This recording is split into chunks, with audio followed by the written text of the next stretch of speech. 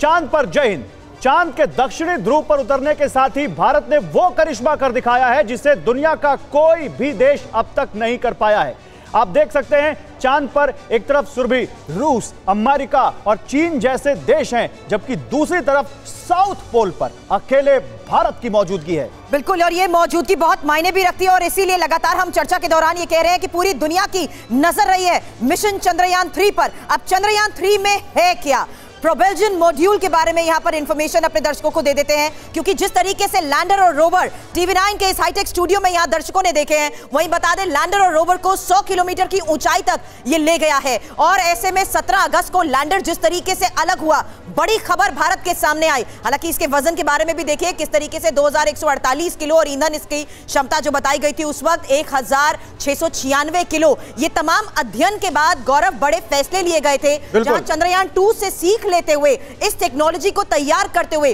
क्योंकि यहां टेक्निक के लिहाज से देखिए इसकी शेप पर भी खास तौर पर ध्यान दिया गया, और उसी लिहाज से इस पूरे मिशन में लैंडर और प्रोपल्शन मॉड्यूल में जिस तरीके से सारे इक्विपमेंट्स साथ रखे गए, कैसे इस पूरी चांद की परिक्रमा के साथ साथ इन इक्विपमेंट्स के जरिए भारत आगे अध्ययन करेगा, इसी पर नजर रहेगी। बिल्कुल, तो प्रोपल्शन मॉड्यूल में ब्रह्मांड में पृथ्वी जैसे ग्रह की खोज हो सकेगी चांद की सफलता से। इसके अलावा संचार के क्षेत्र में बेहद अच्छी तकनीक मिलेगी बैंक पॉन्डर में। और ये देखिए आपके सामने चंद्रयान के सफर की रील है। चंद्रयान के सफर की रील 14 जुलाई दोपहर 3:35 पर वो यहां से लॉन्च हुआ था श्रीहरिकोटा सतीश धवन अंतरिक्ष केंद्र से, और वहां से फिर 15 जुलाई पृथ्वी की पहली कक्षा में गया, वहां से फिर पृथ्वी की दूसरी कक्षा में 17 जुलाई को गया, 17 जुलाई को दूसरी कक्षा, 18 जुलाई को तीसरी कक्षा और 20 जुलाई को पृथ्वी की चौथी कक्षा में, 25 जुलाई को पांचवी, और फिर 1 अगस्त को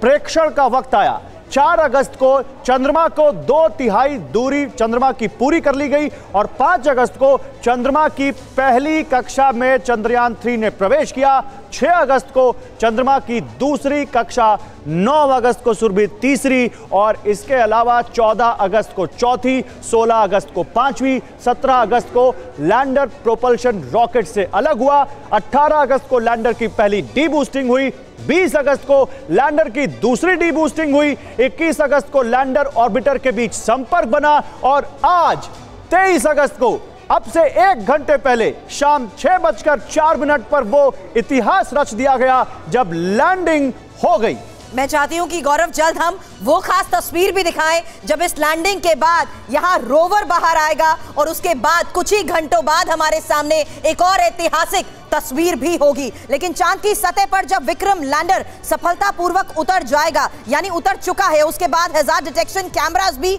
ऑपरेट करना शुरू हो जाएंगे। और ये कैमरे खासतौर पर लैंडिंग के बाद खतरों की जांच के लिए जिस तरीके से लगाए गए हैं, हैजार्ड डिटेक्शन कैमरास हालांकि आसपास के माहौल को भापेंगे जरूर, वातावरण की भी जांच होगी, और साथ ही लैंडर रोवर के सभी उपकरणों की टेस्टिंग की भी शुरुआत हो जाएगी। और जब सब कुछ ठीक होने का सिग्नल मिलेगा, उसके बाद ही रोवर बाहर आएगा, और लैंडर से उतरते वक्त रोवर की रफ्तार भी 1 सेंटीमीटर प्रति सेकंड रहेगी, और रोवर के 2 पहिए चांद की सतह पर एक पैटर्न बनाएंगे। यह एक महत्वपूर्ण क्षण होगा गौरव, जब हम देखेंगे इसरो का लोगो और राष्ट्रीय चिन्ह की छाप छोड़ी जाएगी इसरो, और इसके बाद रोवर चांद पर घूमकर वैज्ञानिक परीक्षण की शुरुआत करेंगे।